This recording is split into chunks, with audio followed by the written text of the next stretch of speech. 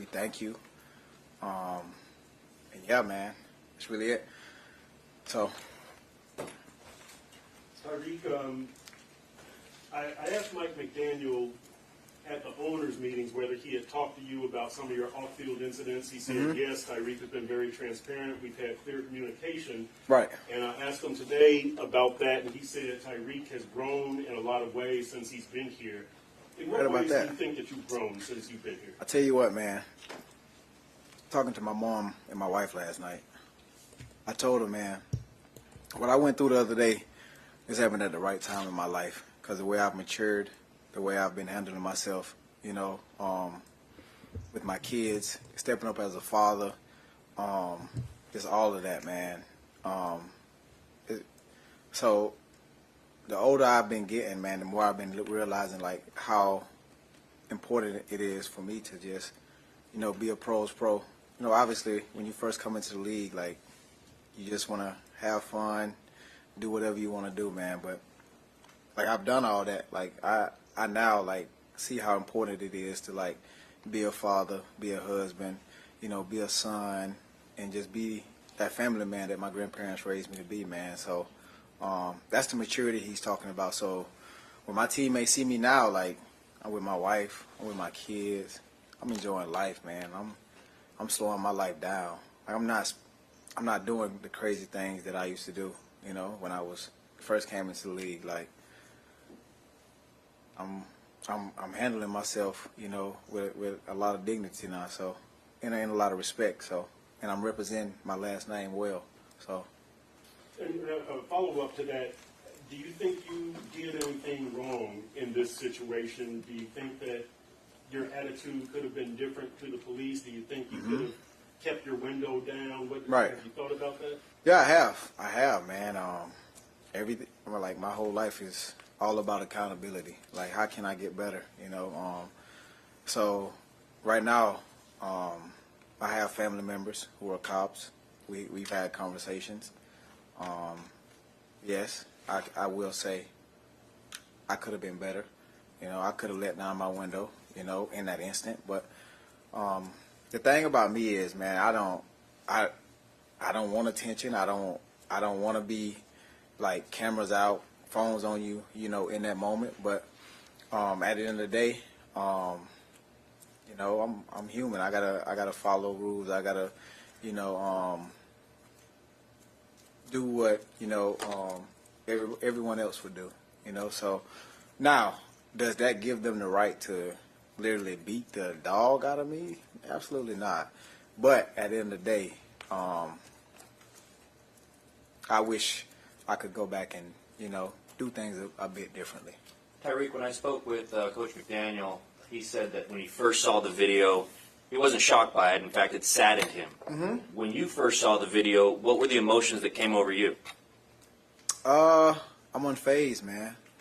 I'm unfazed. I'm one of those guys. I'm unfazed by it, man, because I'm not the only one that goes through that, man. You feel me? Like, and where I'm from, you know, you typically see that, you know, a lot, and you don't hear about it, you know, because not everybody has the same resources as Tyreek Hill. Not everybody has the name Tyreek Hill, or not able to call a Drew Brooks or Drew Rosenhaus or something like that, man. So I'm really like unfazed to it. You feel me? You know, so that's why I was able to go out and play the way I did, because I'm numb to it. You know, it's kind of expected. So. And then just to follow up, you said that you would have handled yourself a little bit differently. For other people out there seeing that video, is there a message that you may have for them about how to handle themselves in a similar situation? I don't have a message for them yet, but I'm sure I will. So ask me that question again next week sometime. So I'm pretty sure I will, because right now I'm in the process of, you know, putting together a good plan, so that way I can work with those guys. Because I think it's good, man. I think we should lean on each other. You know, like, we have influence on the community, and I don't think that we should, you know, use this as a moment to, you know, separate, you know, people, or divide people, or, you know, make it a battle or anything like that, man. because I still love cops. You know, I want to be a cop. I've been standing on the table for the cops, man. But at the end of the day, right now what I'm focused on is my job, and that's to play football. You know, and that's all that I can be, the best football player I can be, man. So. How are you yourself handling the situation? Obviously, it's a lot of trauma. So, are you okay? Yeah, I'm good, man. Like I say, I'm really unfazed to it all, man. Like, I've been praying a lot, you know, with my wife, having conversations with my mom a lot, talking to my kids a lot, you know, because at the end of the day, like, those are the most important people in my life. Those are the people that, you know, that are in my circle, like, and I could care less about whatever somebody else has to say about me or the situation or whatever goes on, you know. So I think the biggest thing for me is just, you know, making sure that I'm all right, and my family has been doing a great job of that, you know, because they ask me literally every 5 seconds, are you all right? Are you all right? Are you all right? I'm like, I'm good. I'm good. Like, I went to the grocery store last night. My wife called me literally like 10 times. Like, it's crazy. So, I'm good. Tyreek, you obviously you're used to living your life in a spotlight, though, but Right. having a vulnerable moment like that when we saw the body cam footage come out, Mm-hmm. you say you're good, but what was that experience like to have, again, that vulnerable of a moment broadcast to the world? I was actually watching Beetlejuice at the time. I was in the movie theater when it released. Drew Brooks called me. He was like, hey, you know they released the body cam. I'm like, what? I'm watching Beetlejuice. I got to leave? He's like, yeah, go outside real quick. So went outside, you know, watched it. And, you know, for me, I feel like I handled myself well in that situation. But obviously, like I said, I can be better. But it's shell shocking, man. It's really crazy to know that, you know, you have officers in this world that would literally do that with body cams on.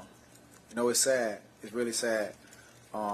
Which brings up another conversation and leads into what would they do if they didn't have body cams, which is even crazier. So it's a lot to unpack, man. It's a lot to unpack. It's a lot we can learn.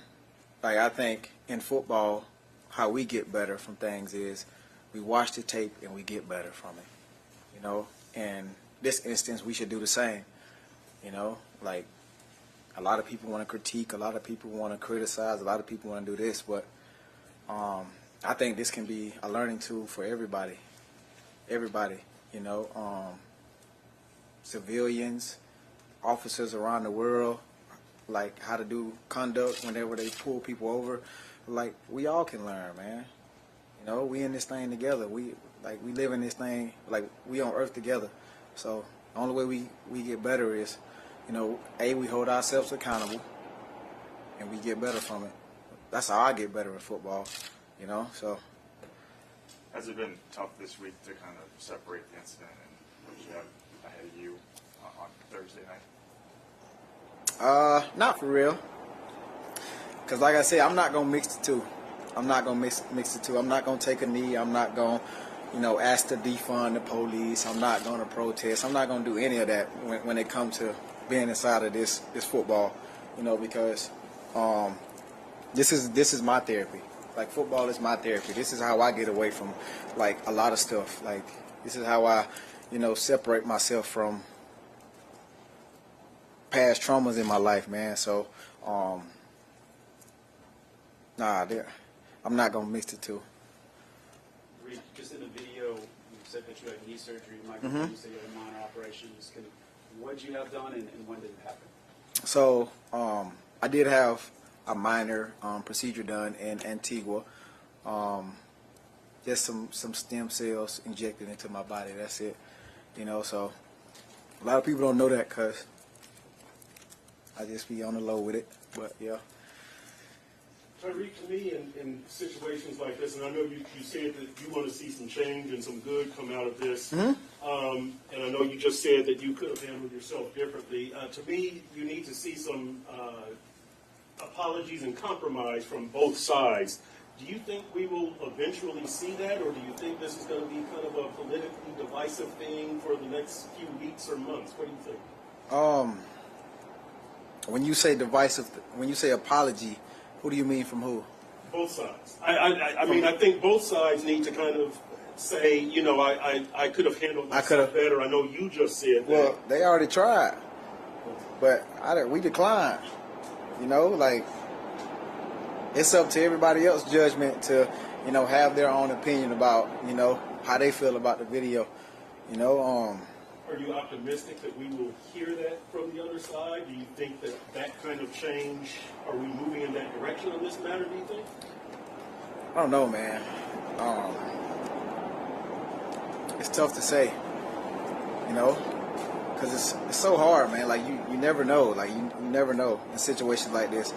But my whole goal and my whole thing around this whole thing is to not go backwards. Like, I don't want us to go backwards. Like, I want us to be able to move forward in this moment, you know. I had so many people like, oh, let's rally. I'm like, nah, like, chill. Let's relax. Like, let's put our minds together and let's think. Let's think of better ways that we can, you know, get better. Like, let's not do that, bro. Like, we smarter than that. How would you describe some of the physical actions that occurred against you? Some of them might not be clear on camera. Some might not even have been on camera.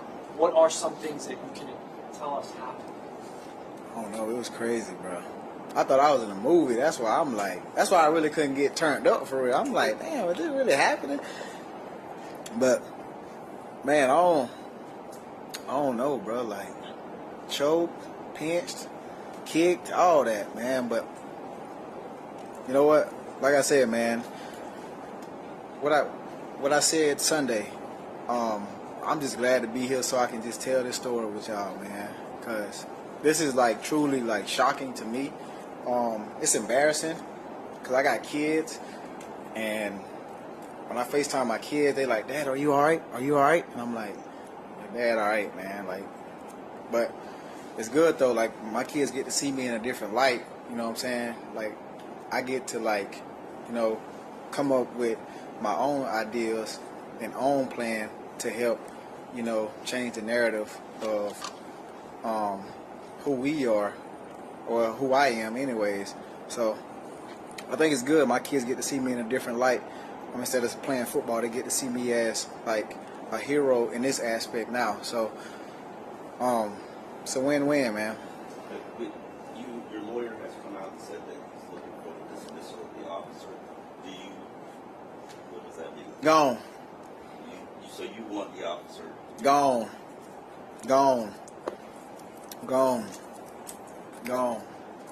He got to go, man. Because in that instant right there, like, not only did he treat me bad, you know what I'm saying, he also treated my teammates with, you know, disrespect. You know, he had some crazy words towards them, and they ain't even do nothing. Like, what did they do to you? They just walking on the sidewalk. So, I don't know, bro. Like, he got to go, man. Like, it's not too many times that cheaters say people gotta go, but what they say on Wild and Out, gone. No comprende. All right. Thank you. You knew I was finna say something crazy, huh? That's why you stopped me, huh? You knew I you stopped me. You like, he finna get going.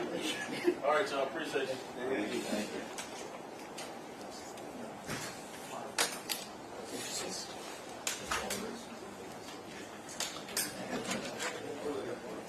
It was almost